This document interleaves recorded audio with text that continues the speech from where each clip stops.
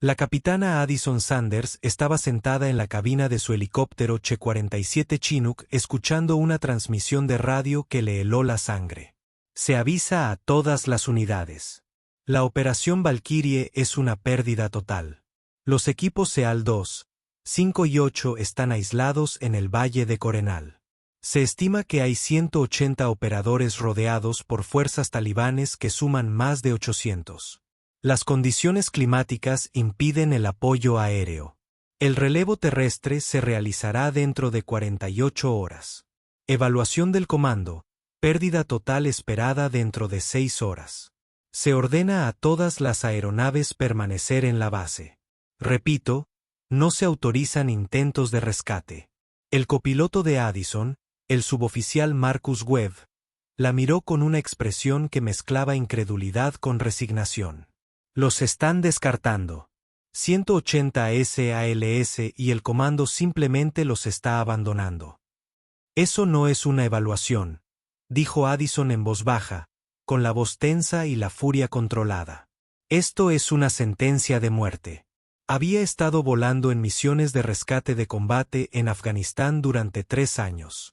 Había rescatado soldados heridos de zonas de aterrizaje calientes, evacuado pelotón entero bajo fuego y aterrizado su Chinook en lugares que el manual de vuelo decía que eran imposibles. Se había ganado la reputación de ser una de las mejores pilotos de helicópteros del 161º Regimiento de Aviación de Operaciones Especiales, los legendarios Night Stalkers. Pero ella nunca se había enfrentado a una situación como esta. 180 Navy SEALs, los guerreros más elitistas de Estados Unidos, atrapados en un valle que estaba a punto de convertirse en su tumba. El comando había calculado los números, evaluado los riesgos y había llegado al frío cálculo de que enviar aves de rescate a esa situación solo añadiría más bajas a una pérdida ya catastrófica. Probablemente tenían razón. El tiempo estaba empeorando rápidamente. Un sistema de tormentas tardías que se desplaza a través de las montañas Hindu Kush, trayendo vientos que hacen que volar en helicóptero sea suicida y una visibilidad que hace que la navegación sea casi imposible. Los talibanes habían colocado armas antiaéreas por todo el valle y sabían exactamente dónde estaban los sellos. Cualquier helicóptero que volara hacia ese valle estaría volando hacia una picadora de carne. El mando estaba tomando la decisión racional, la decisión inteligente, la decisión que salvaba a los helicópteros y a los pilotos para misiones que tenían mejores probabilidades de éxito. Addison siempre había seguido órdenes, siempre había jugado según las reglas, siempre había sido el oficial modelo que el ejército quería. Profesional, disciplinado, confiable. Pero también era hija de un marine que murió en Faluya cuando su escuadrón quedó atrapado y los refuerzos no pudieron llegar a tiempo. Se unió al ejército prometiéndose a sí misma que nunca permitiría que eso le sucediera a nadie más si tenía el poder de evitarlo. Y ahora mismo tenía un helicóptero, combustible en los tanques y las habilidades para volarlo al infierno si fuera necesario. Marcus, dijo, mientras sus manos ya se movían por el panel de control, iniciando las comprobaciones previas al vuelo. Voy a preguntarte algo y necesito que seas sincero. Está bien, respondió con cautela, observándola mientras accionaba interruptores y comprobaba los indicadores. ¿Podrás volar este pájaro de regreso a la base tú solo? Marcus se quedó muy quieto. Addison, ¿qué estás pensando? Pienso que ese comando dio una orden que no puedo seguir. Pienso que 180 SALS van a morir si alguien no hace algo. Y estoy pensando que voy a hacer algo. Y no quiero arrastrarte conmigo cuando me lleven a un tribunal militar por esto. ¿Hablas en serio? No era una pregunta. Marcus había volado con ella el tiempo suficiente para reconocer cuando había tomado una decisión. ¿Realmente vas a desafiar una orden directa? Volar en medio del peor clima que hemos visto en meses a través de un valle lleno de armas antiaéreas para intentar un rescate que el comando ha considerado imposible. Sí, eso es una locura. Es un suicidio profesional. Probablemente sea un suicidio real. Hizo una pausa y luego comenzó a realizar sus propias comprobaciones previas al vuelo. Voy contigo, Marcus. Si te van a llevar a un tribunal militar por esto, no voy a dejar que lo hagas solo. Además, sonrió sin humor. Vas a necesitar un copiloto. Ese valle te va a devorar vivo si intentas volarlo solo. Addison sintió una oleada de gratitud mezclada con culpa. Estaba a punto de destruir las carreras de ambos, suponiendo que sobrevivieran lo suficiente para enfrentar a un tribunal militar, pero no podía dejar que 180 hombres murieran sin intentarlo. Ella pulsó una radio, cambiando a la frecuencia que estaban usando los equipos SEAL atrapados.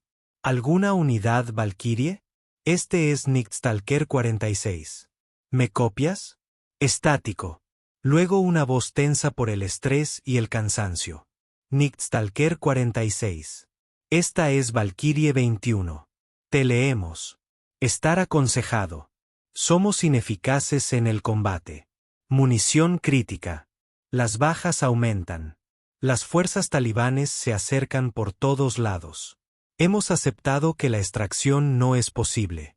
Nos estamos preparando para la última resistencia. Recomendamos mantener la distancia y reservar las aeronaves para las operaciones que importan. La voz pertenecía a alguien que ya había aceptado la muerte. Alguien que estaba tratando de salvar a otros de morir con ellos. Valkyrie 21 negativo. Estoy llegando para extracción. Prepara sus heridos para una evacuación médica inmediata. Estaré en tu LZ en 30 minutos. Una larga pausa entonces. Nightstalker 46. No estás autorizado para esta misión. El comando ha ordenado que no se realice ningún vuelo a este sector.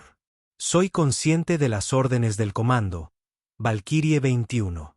También soy consciente de que tú y otros 179 operadores están a punto de morir si alguien no ignora esas órdenes. Prepárese para la extracción. Nightstalker 46 ya está disponible. Ella volvió a la frecuencia base, sabiendo lo que venía. La radio estalló casi inmediatamente. Nightstalker 46. Esta es la Torre Bagram. No está autorizado para despegar. Repetir. No está autorizado para despegar. Apague su aeronave inmediatamente. Addison tiró del colectivo y sintió que el Chinook se levantaba de la plataforma. Torre Bagram. Nightstalker 46. Declaro autoridad de emergencia bajo los protocolos de búsqueda y rescate de combate. Tengo fuerzas estadounidenses en peligro inminente y me estoy movilizando para ayudar. 46 está de salida. Acechador nocturno. 46. Estás desobedeciendo una orden directa. Regresa a la base inmediatamente o enfrentarás un tribunal militar. Entendido. Torre. Te veré en el tribunal marcial si sobrevivo lo suficiente para asistir. Apagó la radio antes de que pudieran responder. Marcus ya estaba extrayendo los datos de navegación del Valle de Corenal. ¿Sabes? Este es probablemente el último vuelo que haremos como pilotos del ejército. Lo sé. Addison señaló al Chinook hacia las montañas, hacia la tormenta, hacia el valle donde 180 focas esperaban morir.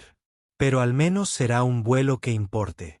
El Chinook se elevó hacia el cielo oscurecido, volando hacia una misión que el comando había declarado imposible y que salvaría 180 vidas o agregaría 2 nombres más a la lista de bajas. Addison había tomado su decisión. Ahora solo le quedaba sobrevivir. 90 minutos antes, la operación había comenzado perfectamente. 3 equipos SEAL, de 60 operadores cada uno, 180 en total, se habían introducido en el Valle Corenal al amparo de la oscuridad para capturar o matar a un objetivo de alto valor. Rashid Qadir, un comandante talibán responsable de coordinar los ataques en toda la región. La inteligencia dijo que Qadir se estaba reuniendo con otros comandantes en un recinto en lo profundo del valle. El plan era simple. Inserción rápida. Golpea el compuesto. Asegurar o eliminar a Qadir. Extraer antes de que el enemigo pudiera organizar una respuesta. El equipo SEAL-2 había entrado primero, asegurando el acceso norte. El equipo 5 había tomado el recinto. El equipo 8 había establecido un perímetro al sur. Todo había ido según lo planeado hasta que no fue así. El recinto estaba vacío. Kadir no estaba allí. Tampoco había otros objetivos de alto valor. Lo que había allí era un enorme depósito de armas, equipos de comunicaciones y mapas que mostraban las posiciones de los talibanes en todo el valle. Era una trampa y los SEAL habían caído en ella. Los talibanes sabían que venían. Habían instalado el complejo como cebo, posicionado fuerzas en todos los lados del valle y esperado a que las fuerzas de operaciones especiales estadounidenses mordieran el anzuelo. Cuando los SEAL entraron en el recinto, los talibanes ya habían activado su trampa. Las armas antiaéreas abrieron fuego contra los helicópteros de extracción antes de que pudieran aterrizar. 2 Black Hawks fueron alcanzados, uno de ellos completamente destruido, muriendo la tripulación de 4 personas. El otro había regresado cojeando a la base fumando y apenas en condiciones de volar. Los SEAL, al darse cuenta de que habían sido emboscados, intentaron abrirse paso luchando, pero estaban en un valle rodeado de montañas con fuerzas enemigas por todos lados. Los talibanes tenían ventaja en cuanto a terreno elevado, número de efectivos y posiciones preparadas. Los comandantes SEAL habían hecho lo que habían sido entrenados para hacer. Consolidó sus fuerzas, estableció un perímetro defensivo y pidió apoyo. Pero el tiempo había empeorado.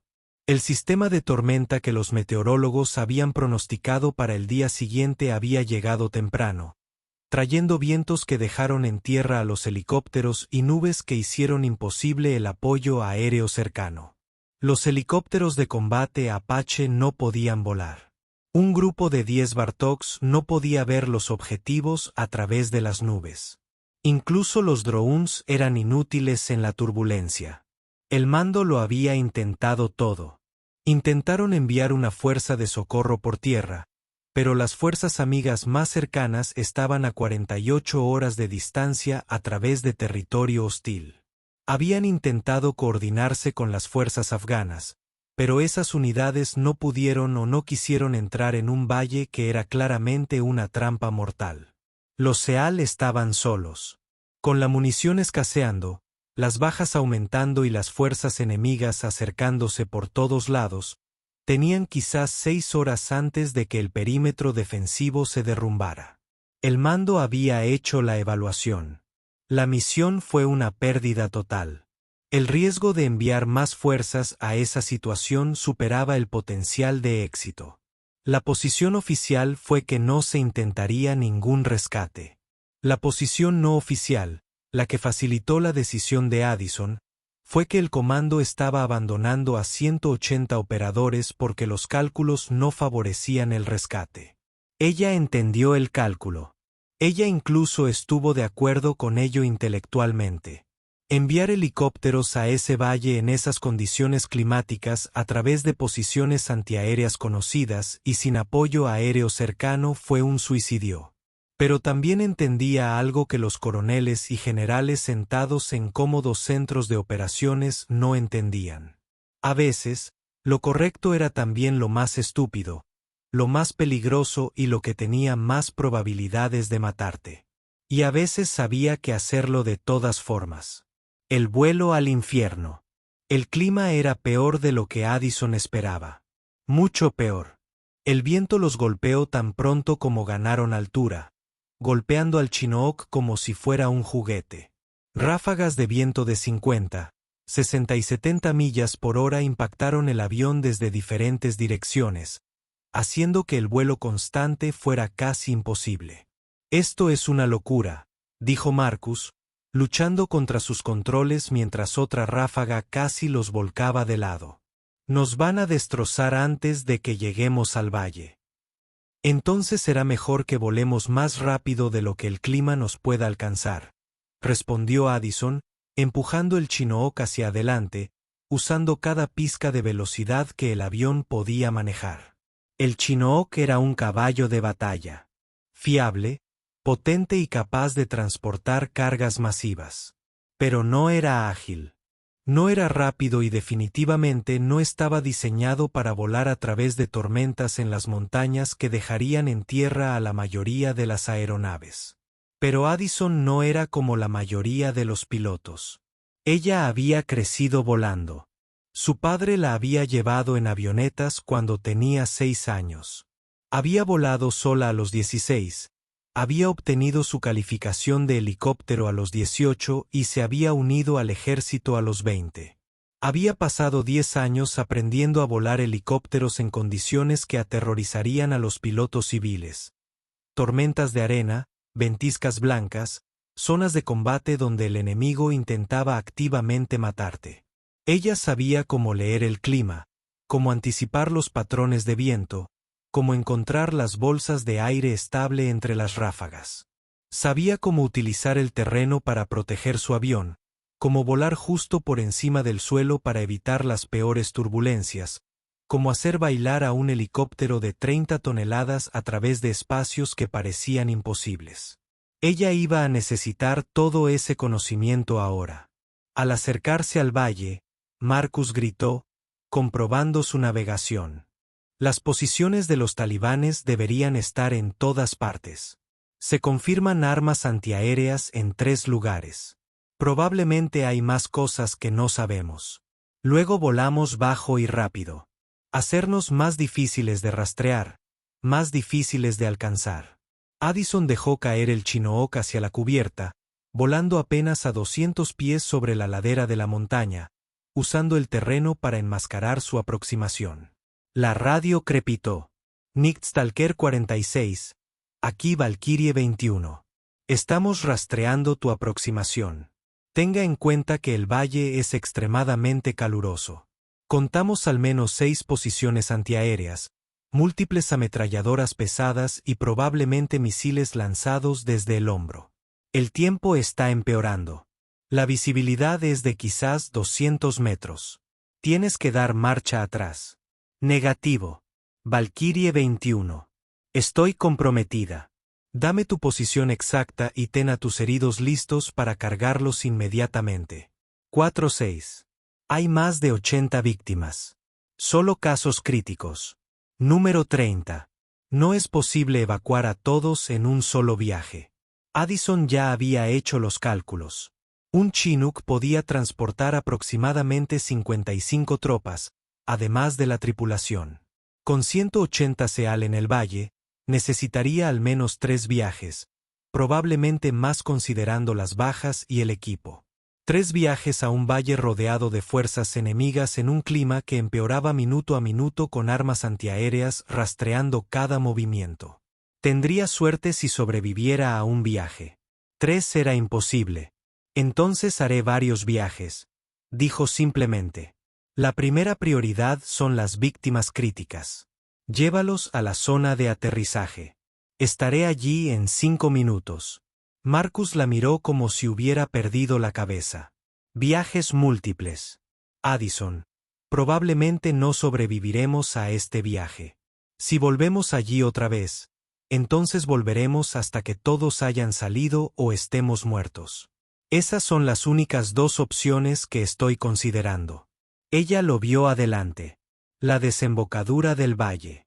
Un estrecho espacio entre imponentes montañas, nubes que raspan los picos y una visibilidad que se reduce a casi nada. Parecía como si estuviéramos volando hacia un túnel que conducía directamente al infierno.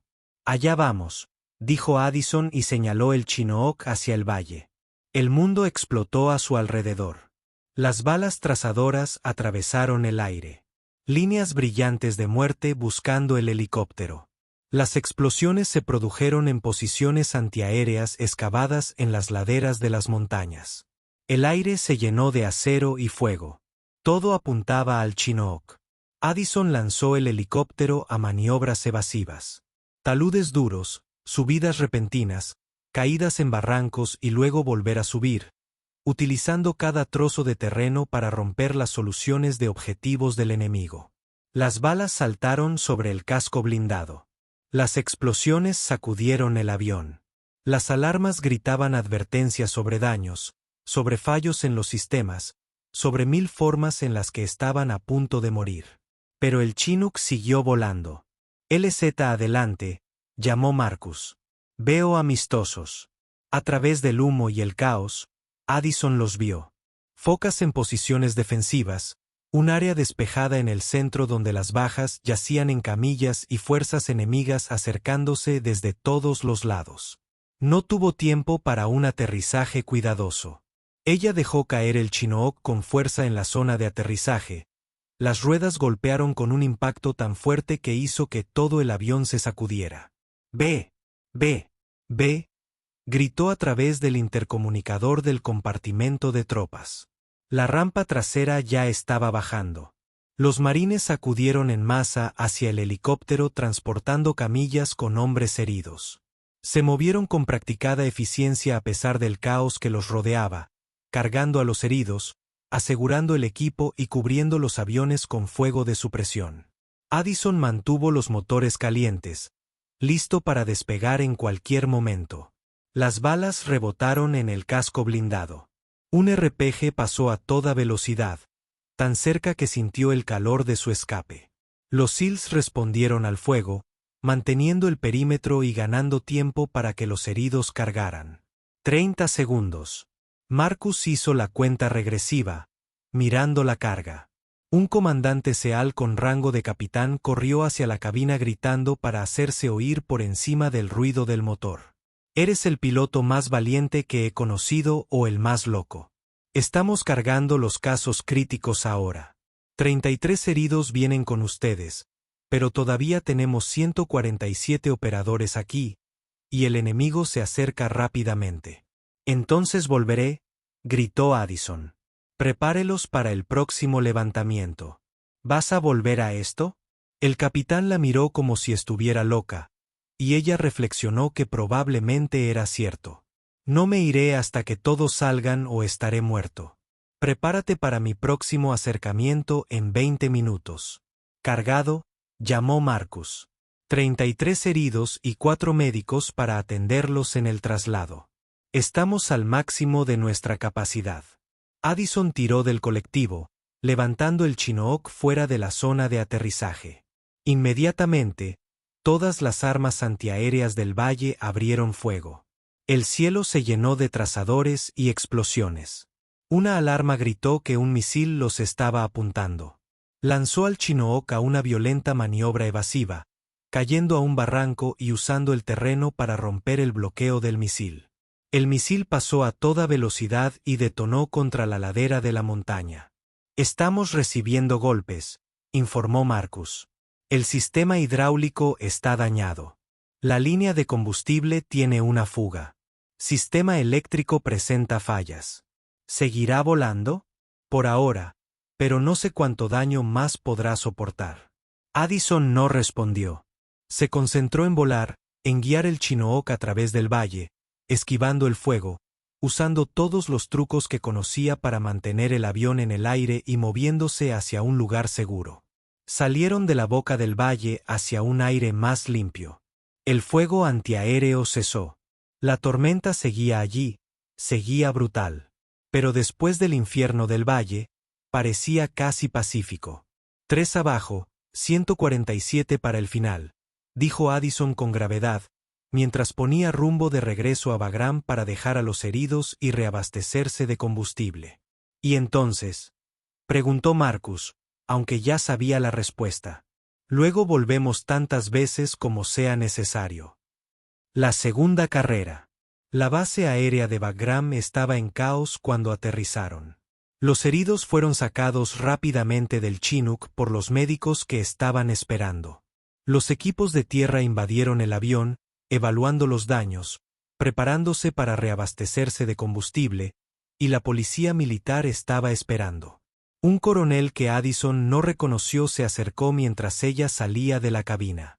«Capitán Sanders, está arrestado por desobedecer órdenes directas, misión no autorizada y puesta en peligro imprudentemente. También regresaré a buscar al resto de mis pasajeros». Addison respondió con calma. «Entonces tendrás que arrestarme más tarde. Capitán, no irá a ningún lado excepto al calabozo. Me han ordenado dejar en tierra su aeronave y detenerlo a la espera del juicio. El coronel Addison dijo con voz dura. Todavía hay 147 Navy SEALs atrapados en ese valle. Morirán si alguien no los extrae. Soy el único piloto lo suficientemente loco como para intentarlo. Entonces tienes dos opciones. Déjame volver a buscarlos o explicarles a sus familias por qué me detuviste. La orden vino. No me importa si vino del propio presidente. Voy a regresar. Puedes juzgarme, despedirme deshonrosamente, arrojarme a Leavenworth por el resto de mi vida, pero primero regresaré por esos hombres. El coronel la miró fijamente durante un largo momento. Luego, increíblemente, se hizo a un lado. Tripulación de tierra, agilice el reabastecimiento de combustible y la reparación. El capitán Sanders despegará en 15 minutos. Addison parpadeó. Señor, dije 15 minutos, capitán. Si vas a desobedecer órdenes y destruir tu carrera, lo menos que puedo hacer es asegurarme de que tu helicóptero esté en condiciones de volar cuando lo hagas. Se inclinó más cerca y bajó la voz. Mi hijo es un SEAL. Equipo 5, está en ese valle. Tráelo a casa, lo haré, señor. Los traeré a todos a casa. 15 minutos después, Addison despegó de Bagram por segunda vez. Los equipos de campo repararon el Chinook tanto como pudieron en el tiempo disponible. Ella sabía que probablemente estaba volando en una trampa mortal. Demasiados daños, demasiados sistemas comprometidos. Pero también sabía que 147 hombres dependían de ella. El segundo enfoque fue peor que el primero. Los talibanes sabían que un helicóptero había entrado y salido y estaban preparados. Habían reposicionado sus armas antiaéreas, reforzado sus posiciones y estaban esperando su regreso. Addison voló por una ruta diferente esta vez, acercándose desde el oeste en lugar del norte, utilizando un paso de montaña diferente para ingresar al valle. Me ayudó. Ella pasó la primera línea de defensa antes de que la vieran. Pero una vez que lo hicieron, se desató el infierno nuevamente. El Chinook se estremeció bajo múltiples impactos. Las alarmas sonaron. Marcus gritó informes de daños en un flujo constante. Golpes hidráulicos, aumento de temperatura del motor, caída de presión de aceite y daño en el rotor de cola. Pero aún así, el Chinook voló. Aterrizó y cargó 52 focas más, menos de las que esperaba. Pero ahora las focas también estaban cargando el equipo. No podían dejar atrás armas ni material de inteligencia. Ella despegó a través del mismo campo de fuego, esquivando y zigzagueando, escuchando las balas atravesar el casco y sintiendo la lucha del avión por responder a sus controles. Apenas lograron salir. 95 abajo, 85 para el final. La tercera carrera. El Chinook se estaba muriendo. Addison podía sentirlo. La respuesta lenta a los controles, la vibración preocupante en la estructura del avión, las luces de advertencia que seguían parpadeando en el panel de instrumentos. No vamos a hacer un cuarto viaje, dijo Marcus en voz baja mientras se acercaban a Bram. Los pájaros se mantuvieron unidos con oraciones y cinta adhesiva. Una carrera más y se desmoronará. Entonces haremos que esta tercera carrera cuente, respondió Addison. Esta vez sacaremos a todos. Todos ellos, los 85. Eso es imposible. Ya superamos el límite de peso con 50 pasajeros. 85 serán todos. No dejaré a nadie atrás, Marcus. Ni uno. Aterrizaron en Bram el tiempo suficiente para dejar la segunda carga y cargar combustible. Esta vez ningún diputado intentó detenerla. Se había corrido la voz sobre lo que estaba haciendo, y todos, desde los equipos de tierra hasta el comandante de la base, estaban ayudando en todo lo que podían. La tercera aproximación fue a través del mismo infierno. Los talibanes habían descubierto su patrón y estaban preparados. El fuego antiaéreo era tan intenso que el cielo parecía cubierto de trazadores. Los misiles se dispararon hacia arriba. El Chinook recibió impacto tras impacto. El motor 2 está perdiendo potencia, gritó Marcus. Estamos en llamas. Apaga el fuego y sigue volando. Addison luchó contra los controles mientras el helicóptero intentaba caer en espiral del cielo. Llegaron a la zona de aterrizaje. Los 85 SEAL restantes estaban listos, consolidados en un grupo con sus heridos en el centro.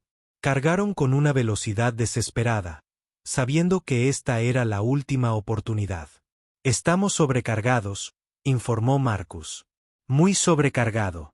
El avión no puede. Volará, dijo Addison apretando los dientes. Lo haré volar. Ella tiró del colectivo, pidiéndole al Chinook dañado y sobrecargado que hiciera algo que no debería ser capaz de hacer. Los motores gritaron. La estructura del avión crujió. Todos los sistemas fueron puestos en línea roja. Pero lentamente, de forma imposible, el Chinook despegó. Estaban quizás a 50 pies de altura cuando el misil impactó. La explosión atravesó la sección de cola y destrozó el rotor trasero. El Chinook giró violentamente, completamente fuera de control. Sonó la alarma. Marcus estaba gritando algo. El suelo se precipitaba hacia ellos. Las manos de Addison se movían por los controles con una precisión desesperada. No podía detener el giro, pero podía ralentizarlo. No pudo salvar el avión, pero pudo controlar cómo se estrelló. Golpearon el suelo con fuerza. El impacto aplastó el tren de aterrizaje y dobló el metal. El Chinook se deslizó por el terreno rocoso, desgarrándose, desprendiéndose de pedazos, pero manteniendo la integridad estructural suficiente para proteger a las personas que estaban dentro. Cuando finalmente se detuvieron, Addison todavía estaba vivo, todavía consciente, todavía en los controles. Todos fuera. Ella gritó. Muévete, muévete, muévete. Del helicóptero averiado salieron muchos marines, algunos ayudando a los heridos, otros tomando posiciones defensivas. Los talibanes se acercaban, presentían la victoria. Pero no habían contado con lo que 180 Navy SEALs podían hacer cuando estaban acorralados y luchaban por sus vidas. Los SEAL formaron un perímetro, y lo que siguió fue el tipo de batalla cuerpo a cuerpo para la que se entrenaban las fuerzas de operaciones especiales.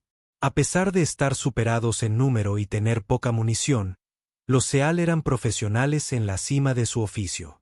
Mantuvieron la línea. Y entonces, como la caballería en una vieja película del oeste, llegó la salvación.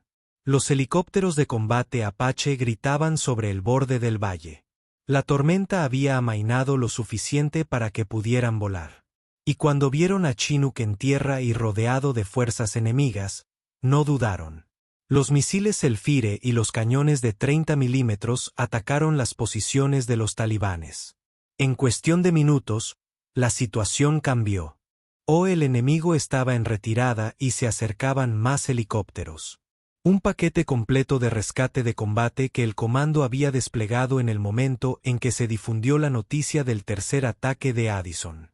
Se necesitaron 6 helicópteros más para evacuar a todos, incluidos Addison, Marcus y las tripulaciones del avión destruido. Pero todos lograron salir. Todos los 180 SEAL, todos los heridos, todos. Porque un piloto desafió las órdenes y voló al infierno. El tribunal marcial duró 3 días. Addison fue acusado de desobedecer órdenes directas, misión no autorizada y puesta en peligro imprudente de aeronaves y personal. Se declaró culpable de todos los cargos. El fiscal recomendó la baja deshonrosa y pena de prisión. Pero entonces ocurrió algo inesperado. Los SEAL aparecieron. Todos ellos 180. Llenaron la sala del tribunal. Uno tras otro testificaron sobre el piloto que había volado en condiciones imposibles para salvarlos. Describieron la habilidad, el coraje y la determinación que los habían llevado a casa con vida. El capitán SEAL, cuyo padre era el coronel que la dejó volar en esa segunda misión, testificó que Addison Sanders fue el mejor piloto con el que había servido. El panel deliberó durante 20 minutos, fue declarado culpable de todos los cargos, sentenciado a una reprimenda formal y a 30 días de confinamiento en la base y recomendado para la Cruz de Vuelo Distinguido. 6 meses después, Addison asistió a una ceremonia en el Pentágono mientras el secretario de Defensa le colocaba la medalla en su uniforme.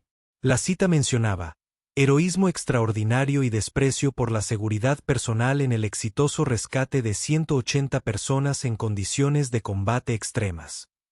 Lo que no mencionó fue que ella había desafiado órdenes, se había arriesgado a un tribunal militar y había destruido un helicóptero multimillonario para hacerlo.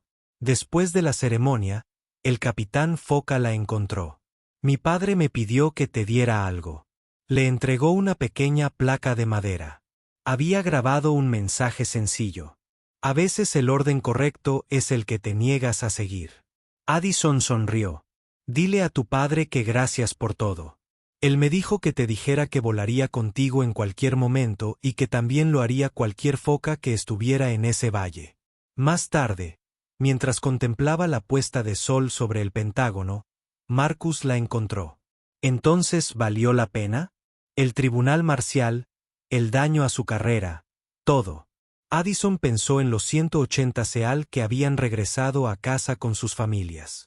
Pensé en el hijo del coronel que estaba vivo porque ella había volado. Pensó en la elección que había hecho cuando el mando los había descartado. Sí, dijo ella en voz baja. Valió la pena. Lo volvería a hacer sin dudarlo.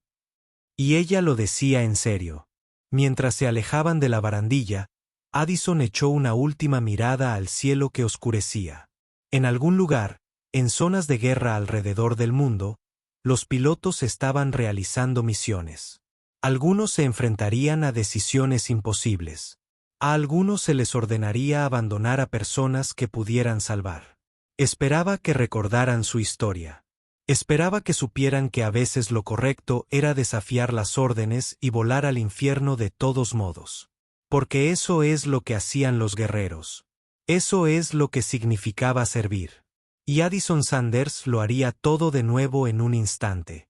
Los 180 SEAL que había salvado ese día completaron miles de misiones más. Rescataron rehenes, eliminaron terroristas y entrenaron a la próxima generación de operadores. Cada uno de ellos llevaba el recuerdo del piloto que se había negado a dejarlos atrás. Años más tarde, cuando Addison finalmente se retiró del servicio, los 180 asistieron a la ceremonia. Se quedaron allí de pie cuando ella entró, un saludo silencioso a la mujer que había demostrado que a veces el coraje de una persona puede cambiarlo todo. Su historia se convirtió en leyenda en las escuelas de aviación militar. Los instructores lo enseñaron como un caso de estudio sobre toma de decisiones bajo presión. Pero más que eso, se convirtió en un recordatorio de que las reglas y las órdenes existen para guiarnos, pero la conciencia debe ser la autoridad final.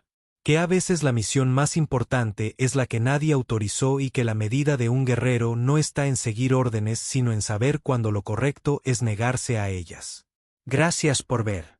Si te gustó este video puedes suscribirte para ver más historias increíbles como esta.